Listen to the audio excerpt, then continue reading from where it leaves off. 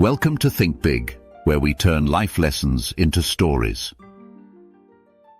Negotiation isn't always about power or authority. It's about making the other person feel in control, even when they're not. Let me tell you a recent story that perfectly captures this subtle art. Meet David, a freelance web developer trying to close a deal with a high-end client, Elaine, who needed a complete website overhaul.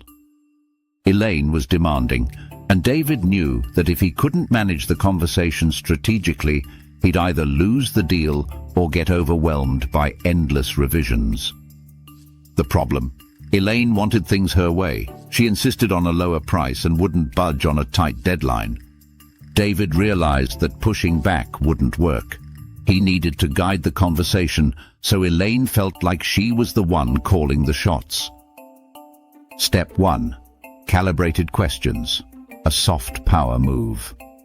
Instead of stating his position directly, David opened with a question. How would you recommend I prioritize the design and functionality given the tight timeline? Notice what happened. He wasn't giving up control. Instead, he nudged Elaine into thinking out loud, as if she was guiding the process. And Elaine? She took the bait.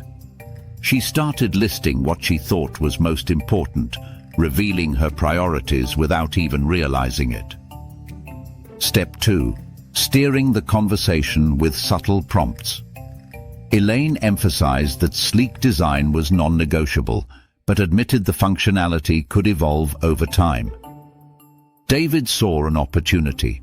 Instead of promising too much up front, he asked another calibrated question. Would it be crazy to deliver a basic version first and enhance the features post-launch? With this, David wasn't just suggesting an idea, he was making Elaine feel like she could say no if she wanted to. But here's the trick. It's hard to resist a reasonable idea framed this way. Elaine thought for a moment and said, "Actually, that makes sense. We can always build on it later." Just like that, David aligned Elaine's needs with his strategy, without conflict or compromise. Step 3.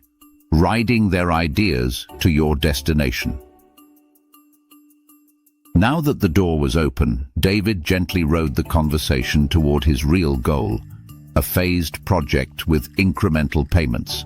How do you think we could structure the timeline so the first launch is flawless, but we still have time to perfect the rest?